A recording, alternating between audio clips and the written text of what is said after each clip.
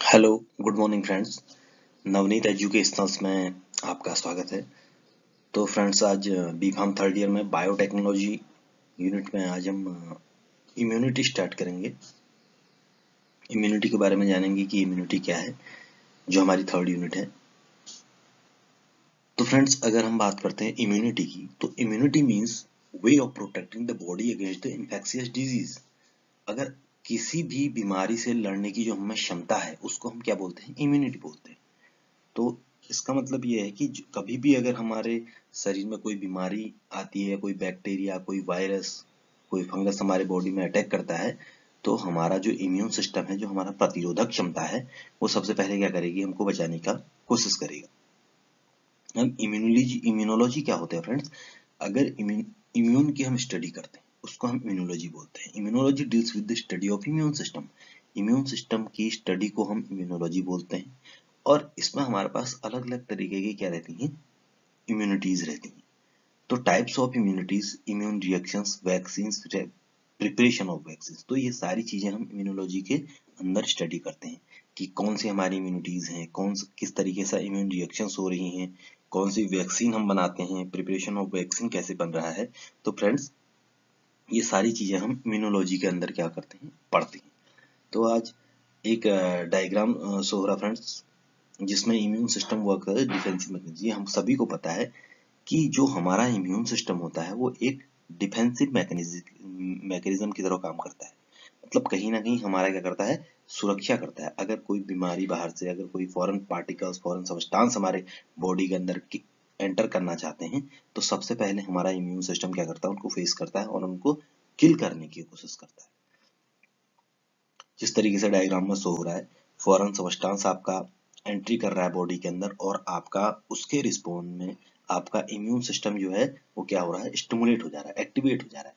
जैसे ही आपका immune system activate हो जाएगा, तो क्या करेगा? एक रिएक्शन होगी, एंटीजन एंटीबॉडी रिएक्शन, और आपका जो इम्यून सिस्टम होगा, वो पर्टिकुलर एंटीजन को क्या कर जाएगा? किल कर जाएगा, उसको खत्म कर देगा। तो अब हमारे बात करते हैं friends, types of immune system. तो हमारा इम्यून सिस्टम अलग अलग तरीके से रहते हैं। जैसे ह्यूमरल इम्यून सिस्टम रहता है, सेलुलर इम्यून सिस्टम रहता है, इम्यूनोजन स्टिमुलेशन रहता है। तो आगे बढ़ते हैं। अब बात करते हैं फ्रेंड्स, हमारे पास जो इम्यून सिस्टम है, उसमें हमारे पास मेमोरी एडेप्टेबिलिटी दो तरीके से रहता है इम्यून सिस्टम। अगर बात करेंगे हम इम्यून सिस्टम की जो कैरेक्टरिस्टिक्स होती हैं, वो दो तरीके से रहते हैं। एक तो होता है मेमोरी, एक होता है एडेप्टेबिलिटी। तो मेमोरी एडेप्टिविटी, ये क्या करता है? दोनों चीज हमारा इम्यून सिस्टम दोनों चीज कंबाइंड फॉर्म में लेते हुए चलता है। मींस अगर कोई एंटीजन हमारे बॉडी के अंदर आ जाता है, तो उसके लिए एक मेमोरी सेल भी फॉर्मेशन हो जाती है, जिससे कि अगर वो बाद में फिर से एंट्री करता है, तो हमारा इम्यून सिस्टम उसको रिकॉग्नाइज कर जाता है। तो helps to protect against certain infection once in life time. तो अगर आपका कोई एंटीजन फर्स्ट टाइम आ रहा है, या कभी भी आपके लाइफ टाइम में दोबारा आता है, तो by the help of memory cells और जो आपकी एडेप्टेबिलिटी है, उससे क्या होता है? हमारा इम्यून सिस्टम उसको रिकॉग्नाइज करता है और उसको किल कर देता है। जैसे सच एज मीजल्स हैं, स्मॉल पॉक्स होते हैं, इनके लिए जो हमारा इम्यून सिस्टम क्या हो जाता है? डेवलप हो जाता है। If antigen comes first time. अब एंटीजन अगर सबसे पहले, देखो फ्रेंड्स, अगर कोई भी अगर इंडिविजुअल है, अगर सबसे पहले वो क्या होता है? एंटीजन उसको अटैक करता है सबसे पहले, अगर फर्स्ट टाइम में अटैक कर रहा है, तो body start to learn that its one self entity foreign substance adapted to fight back. अब बॉडी क्या करेगी? उसको रिस्पॉन्ड करेगी। ये बॉडी ये देखेगी कि ये क्या है? फॉरेन पार्टिकल है या हमारे ही बॉडी में का पार्ट है। तो इस चीज को रिकॉग्नाइज करेगी, और अगर वो फॉरेन पार्टिकल एज रिकॉग्नाइज होता है कि ये फॉरेन पार्टिकल, तो हमारी बॉडी क्या करेगी? उसको रिमूव आउट करने की कोशिश करेगी। If antigen attack second time, अगर एंटीजन आपका दोबारा, एक बार तो एंटीजन ने अटैक कर चुका है, दूसरी बार एंटीजन फिर क्या हो सकता है? पहले एक बार बीमारी, कोई ऐसा बैक्टीरिया आपकी बॉडी में आया, आपको बीमार कर गया, दोबारा फिर वही बीमारी आपको आ जाती है, वही एंटीजन आ जाता है, तो क्या करेगा? रिकॉग्नाइज कर जाएगा उस एंटीजन को, क्योंकि पहले एक बार उसने अटैक कर चुका है। तो क्या करेगा? जो हमारी मेमोरी सेल्स होंगी, वो उसको रिकॉग्नाइज करेंगी। अब क्या होगा? Respond by increasing immune response. उसके बाद हमारा इम्यून रिस्पॉन्स फिर से क्या हो जाएगा? एक्टिव हो जाएगा। तो जिस तरीके से पहले उसने अटैक किया था, अब हमारा जो इम्यून सिस्टम है वो पहले से क्या है, उसको जानता है, तो वो रिकॉग्नाइज करेगा और उसको किल कर देगा। तो इस तरीके से हमारा क्या करता है, इम्यून सिस्टम काम करता है। मेमोरी भी रहती है उसमें, एडेप्टेबिलिटी भी, दोनों कैरेक्टरिस्टिक्स भी रहती हैं। दिस कैन बी प्राइमरी भी हो सकता है और सेकेंडरी इम्यूनिटी भी हो सकती है। अब आगे बढ़ते हैं।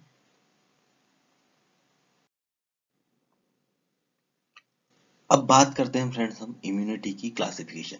तो इम्यूनिटी को किस तरीके से हम क्लासिफाई करते हैं, तो अगर बात करते हैं हम इम्यूनिटी की, तो हमारे पास दो तरीके की इम्यूनिटी होती है। एक तो हमारे पास फ्रेंड्स होती है इन्नेट इम्यूनिटी, इन्नेट होती है, और दूसरी होती है हमारे पास एडेप्टिव और एक्वायर्ड इम्यूनिटी।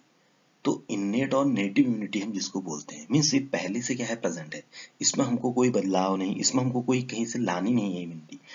जब हम क्या होते हैं, जब हम बर्थ करते हैं, जब हम पैदा होते हैं, तो उस टाइम से ये चीजें हमारे पास क्या है, ये हमको पहले से ही हमको मिली हुई है।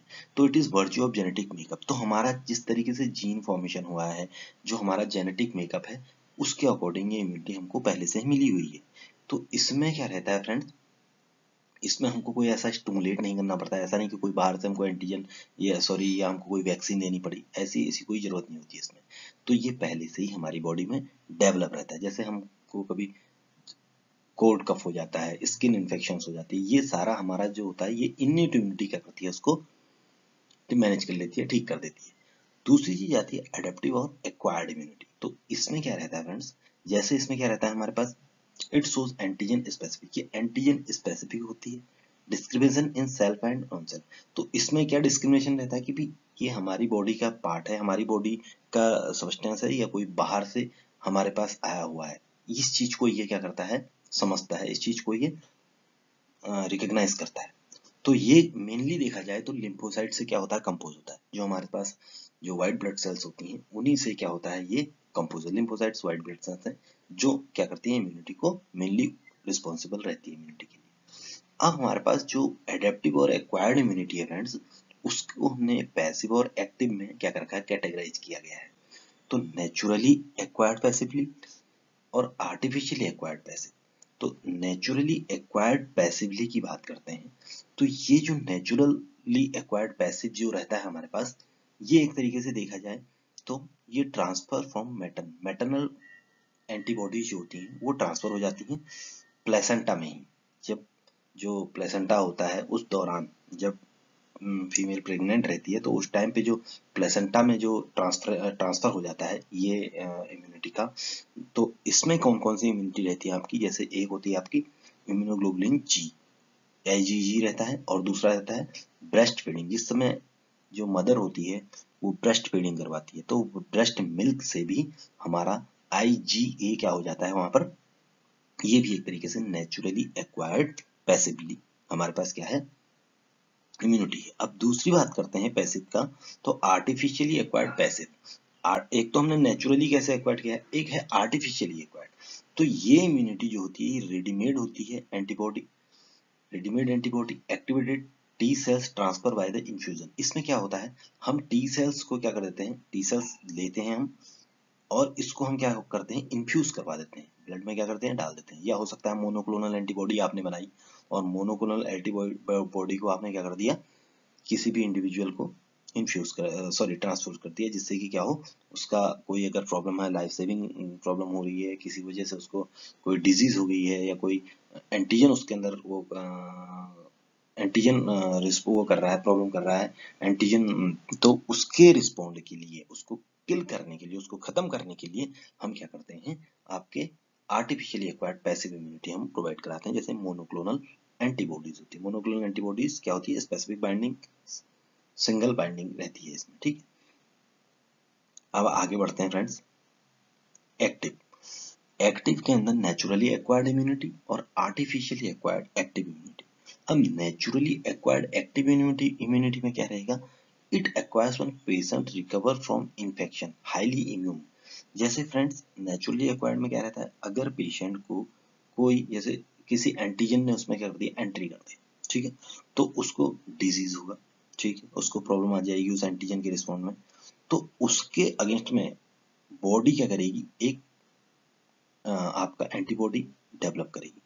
अब वो जो उसके बाद जब डिजीज उसको हो जाती है उसके बाद वो ठीक हो जाएगा, क्योंकि उसके शरीर में जो उसका जो नेचुरली जो फिनोमिना है एंटीजन एंटीबॉडी रिएक्शन वो होगा, और लास्ट में जो अगर वो ठीक हो जाता है तो वो इम्यून हो जाएगा उस पर्टिकुलर जो एंटीजन है उसके अगेंस्ट में, क्या हो जाएगा, वो इम्यून हो जाएगा। उसमें अब इम्यूनिटी बन चुकी है उस पर्टिकुलर डिजीज के लिए, उस पर्टिकुलर बैक्टीरिया फंगस के लिए जो भी उसके अंदर एंट्री किया था। तो उसको हम बोलते हैं नेचुरली एक्वायर्ड इम्यूनिटी। तो ये नेचुरली एक्वायर्ड है, ये पहले से नहीं है, ये हमने क्या करा, जो हमारे जो एनवायरनमेंट में जो भी जो डिजीज या कोई बैक्टीरिया अंदर कर एंट्री कर जाता है उसके अगेंस्ट में ये हमको इम्यूनिटी मिली हुई है, तो इसको हम बोलते हैं आपका। और इसमें जो इंडिविजुअल होता है वो हाईली इम्यून हो जाता है, तो इसको हम बोलते हैं आपका active, naturally acquired active immunity. अब बात करते हैं आर्टिफिशियली एक्वायर्ड एक्टिव इम्यूनिटी। इसमें क्या होता है, ये आर्टिफिशियली आपको क्या करना पड़ता है, देना पड़ता है। जैसे हमने अभी कोरोना वैक्सीन जैसे हमने लगाई, ये एक तरीके से देखा जाए तो ये क्या आर्टिफिशियली एक्वायर्ड एक्टिव इम्यूनिटी, जैसे बाय वैक्सीनेशन फॉर ये प्रोफाइलेटिक एक्शन के लिए दिया जाता है। जैसे हम किसी भी कोई डिजीज आने वाली है या किसी पर्टिकुलर जो फॉरेन पार्टिकल है, बैक्टीरिया वायरस, उसकी वजह से कोई डिजीज हो रही है तो उसको रोकने के लिए हम इसको पहले से ही लगा देते हैं। गवर्नमेंट पहले से ही क्या कर देती है, इस चीज को रिकमेंड करती है और पहले से ही उसको क्या कर देती है, लगा देती है उस वैक्सीन को, जिससे कि अगर वो एनवायरनमेंट में या अगर उसके कांटेक्ट में आता भी है कोई इंडिविजुअल तो वो उसके लिए पहले से क्या रहेगा, इम्यून रहेगा। तो इसको हम बोलते हैं आर्टिफिशियली एक्वायर्ड एक्टिव इम्यूनिटी। तो इसको हम by the help of vaccination से क्या करते हैं, वैक्सीनेशन से क्या करते हैं, इसको हम प्रोसेस करते हैं, जो आर्टिफिशियली इसको हम अचीव करते हैं artificially acquired immunity by the help of vaccination. तो फ्रेंड्स ये हमारा इम्यूनिटी का क्लासिफिकेशन रहेगा कि किस तरीके से इम्यूनिटी हम नेचुरली जो मिलती है हमको या हम उसको एक्वायर्ड करते हैं, और एक्वायर्ड भी किस तरीके से करते हैं, एक्टिव फॉर्म में करते हैं या आपका आर्टिफिशियली फॉर्म में करते हैं। तो आगे बढ़ते हैं। अब बात करेंगे immunity can also be divided into basis of the immune mediators. तो इम्यून मीडिएटर्स के बेसिस पे भी हमारी जो इम्यूनिटी हो उसको हम कैटेगराइज करते हैं, उसको हम क्लासिफाई करते हैं। तो इसमें दो तरीके से आता है, एक आता है ह्यूमोरल इम्यूनिटी और दूसरा आता है सेल मीडिएटेड इम्यूनिटी। अब ह्यूमोरल इम्यूनिटी और सेल मीडिएटेड इम्यूनिटी में क्या रहता है फ्रेंड्स, जैसे आप डायग्राम में आप देख सकते हैं, जैसे हमारे पास कुछ वायरस, कोई भी फॉरेन पार्टिकल, कोई भी आपका क्या रहता है, हमारी बॉडी में एंटर कर जाता है। तो जब वो एंटर करेगा तो कहीं ना कहीं या ह्यूमोरल रिस्पॉन्स होगा या आपका सेल मीडिएटेड रिस्पॉन्स होगा। अगर बात करते हैं हम ह्यूमोरल रिस्पॉन्स का, तो हमारे पास बी नीव सेल्स या बी सेल्स जो रहती हैं वो बनेंगी, और उसके बाद उसमें दो सेल्स और, जब बी सेल्स हमारे क्या करता है, दो सेल्स बनाए, एक तो मेमोरी बनाएगा, एक प्लाज्मा सेल्स। जो बी प्लाज्मा सेल्स होंगे उनका काम क्या रहता है फ्रेंड्स, एंटीबॉडी जनरेट करना। अब ये मेमोरी सेल्स क्या है, ये मेमोरी सेल्स क्या करेंगी, अगर ये दोबारा हमारे उसमें आता है कभी बाद में तो उसके लिए रिकॉग्नाइज करने के लिए बी मेमोरी सेल्स हमारी बन जाती हैं। तो अब मेमोरी सेल्स का, बी मेमोरी सेल्स का काम क्या रहेगा, उसको मेमोराइज करना, उसका नाम इसीलिए मेमोरी सेल्स है, वो मेमोराइज कर लेगा। लेकिन प्लाज्मा बी सेल्स का काम क्या रहता है, एंटीबॉडी जनरेट करना।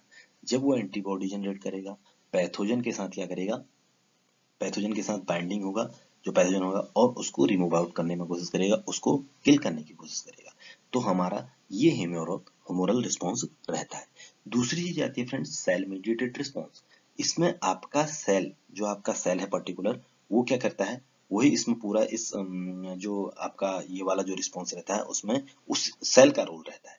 तो इसमें हमारे पास एंटीजन प्रेजेंटिंग सेल्स होती हैं। एंटीजन प्रेजेंटिंग सेल्स ऐसी सेल्स होती हैं जो क्या करती हैं, एंटीजन को, एंटीजन्स जो हमारे रहते हैं उसको टी सेल्स क्या होती हैं, टी सेल्स भी कहीं ना कहीं हमारे जो एंटीजन्स हैं उनको किल करने के लिए क्या करती हैं, हेल्प करती हैं उनको खत्म करने के लिए।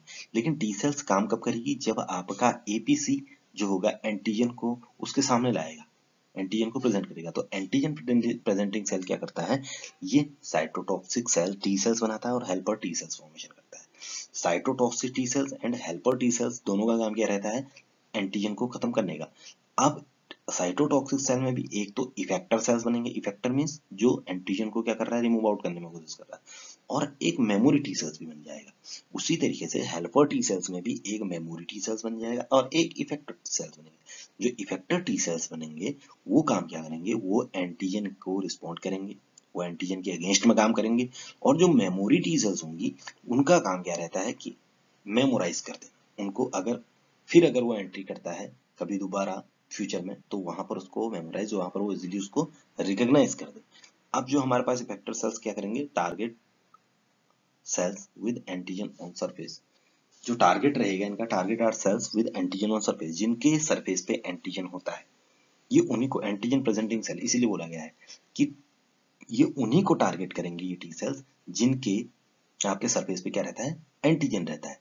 इसीलिए इसको हम एंटीजन प्रेजेंटिंग सेल्स की हेल्प से क्या करते हैं, ये सेल्स तो टी सेल्स तभी काम करेगा जब उसमें एपीसी क्या रहेगा, मिलेगा आपको सेल्स में, नहीं तो नहीं। एक तरीके से एंटीजन प्रेजेंटिंग सेल, जो एंटीजन क्या करता है, प्रेजेंट करता है, जिसके सरफेस पे एंटीजन रहता है, वो क्या करेगा, उसी को जो टी सेल्स होगा उसी को किल करेगा, तो ये एक तरीके से उसको रिकॉग्नाइज कर लेगा। तो फ्रेंड्स, ये हमारे पास ह्यूमरल इम्यूनिटी और सेल मीडिएटेड इम्यूनिटी का है। इसको आगे एक्सप्लेन करते हैं।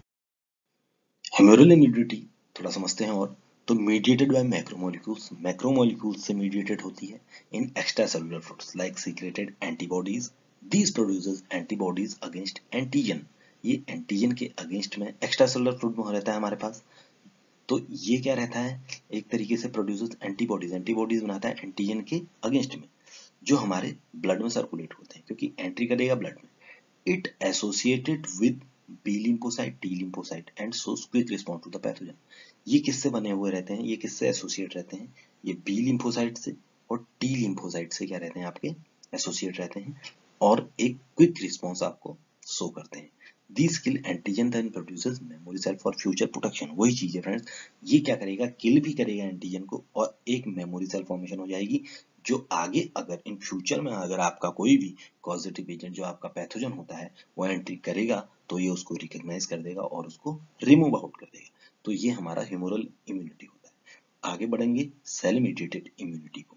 तो सेल मीडिएटेड इम्यूनिटी में क्या रहेगा फ्रेंड्स, इन दिस मेथड, इस मेथड में या इस टाइप में इम्यूनिटी में क्या रहता है, there is no involvement of antibodies. यहाँ पर आपका कोई इन्वॉल्वमेंट नहीं रहता है एंटीबॉडीज का, एंटीबॉडीज का कोई इन्वॉल्वमेंट रहता है, it is associated with cell.